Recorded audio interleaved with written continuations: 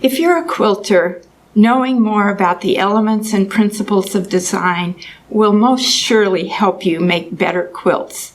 If you're working on a quilt and something is not quite right, you can analyze it, figure out what is not working for you, and that will give you a much better chance of finding a good solution to your problem. Learning more about design can be a lengthy and sometimes difficult process, but I want to give you a few simple tools to help you on your journey to make better quilts. Here are just 5 words on which we'll concentrate in this lesson: value, color, balance, scale, and unity, all of which will go a long way in helping you to improve your quilts. Value means the lightness or darkness of a color. It is one of the properties of color. Every color can be any value, from the palest tint to the darkest shade of that color. And although we sometimes have different names for different values of a color, for instance, we call light red pink, but all the tints and shades are actually still the same hue, just different values of that hue. Value is relative. Our perception of a value changes depending on its context. All of these circles are exactly the same value, but they appear light when on a dark background and dark when they appear on a light background.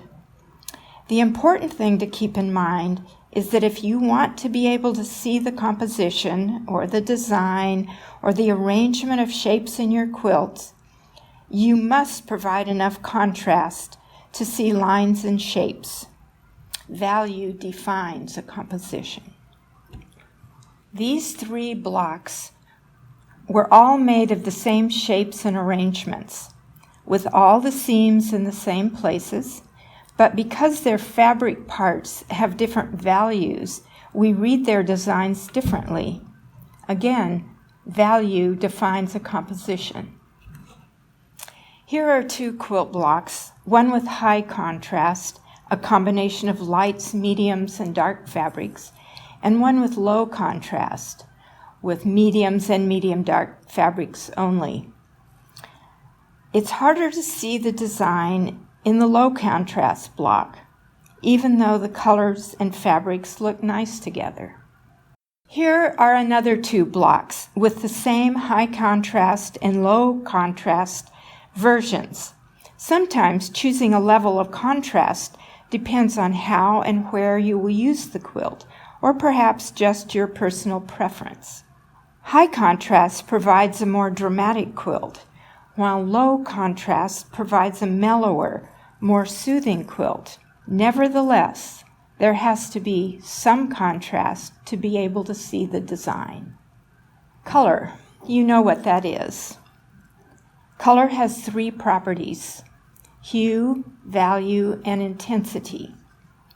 Hue is the part that is the color we perceive.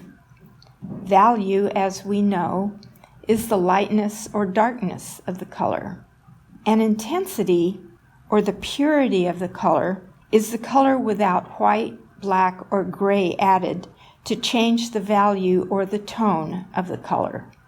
Color combinations are called color schemes. There are some standard color schemes that follow certain formulas, such as monochromatic, or one color in any of its values;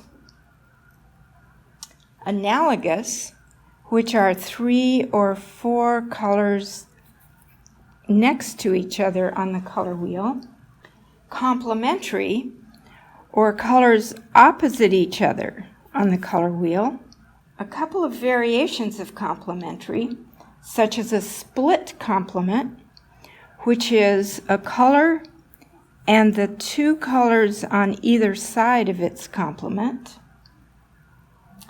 and the double split complement, which is 2 colors on either side of 2 complementary colors. Then there's triadic, or colors which divide the color wheel in thirds.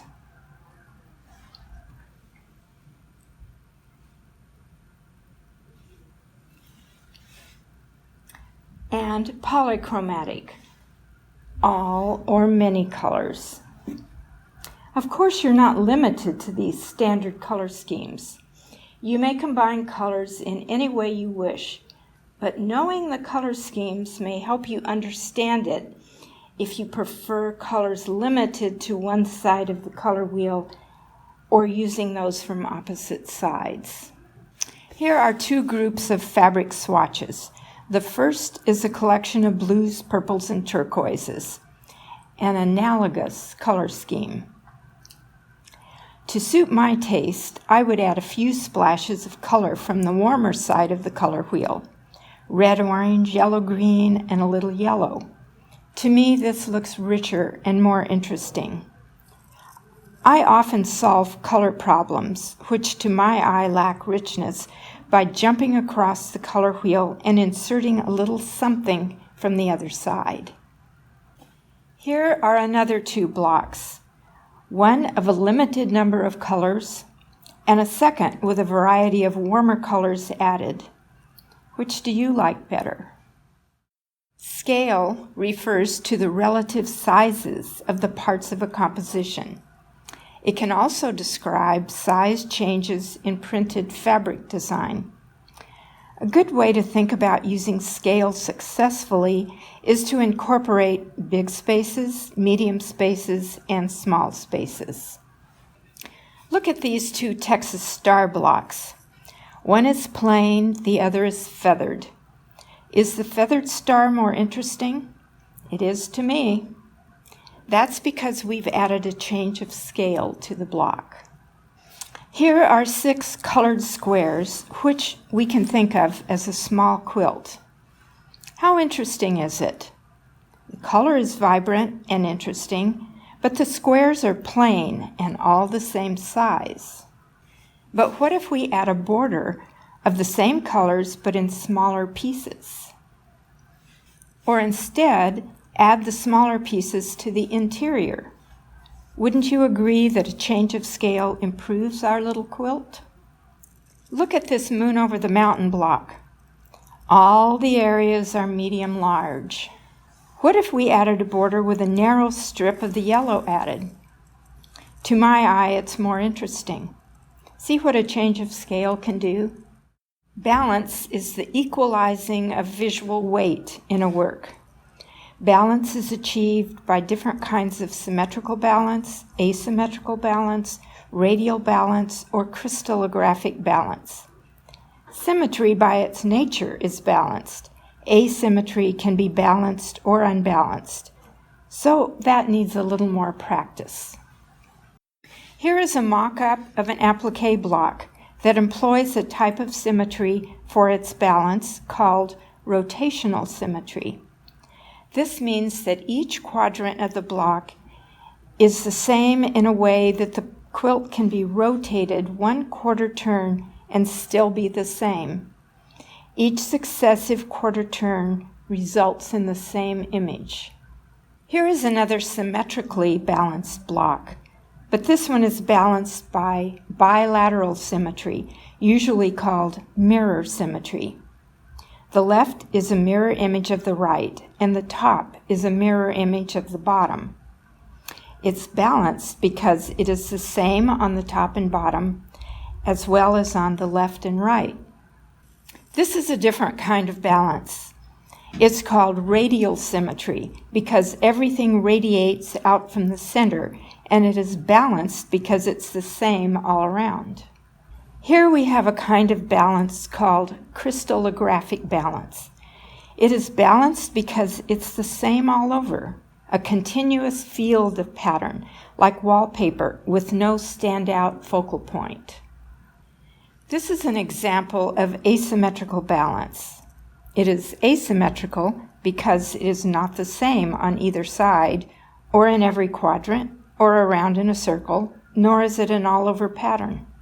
It is balanced, though, because of the intentional placement of the parts to provide the same visual weight on both sides, as well as the top and bottom. Finally, let's talk about unity. This is the cohesiveness of all the parts of a composition, so it looks like all the parts belong together. There are different ways to achieve unity in your work, but one of the most often used methods is repetition. If something is repeated, maybe even in a different size or color, it lends unity by virtue of sameness. Here is a block full of differences. Does it look unified to you? Can you find any repetition? This block was intentionally made to look disunified. It is not pleasing, it is not understandable, nor is it comfortable to look at. This block makes use of several of the fabrics from the previous block, just not all of them. All of the fabrics have been repeated at least once. Each quadrant is the same, but the units have been turned so a different corner faces the center in two opposite blocks. It has become unified, but it's not boring. There is so much to learn about design, and like everything, can take years and lots of practice to perfect. But knowing a few words of design vocabulary and using them as a checklist when you have a problem with a quilt can be a very good first step to fixing it. I have 2 books on my website that will help you learn more about design as it applies to quilts. Design Essentials, the Quilter's Guide, and Fearless Design for Every Quilter. You can find links below.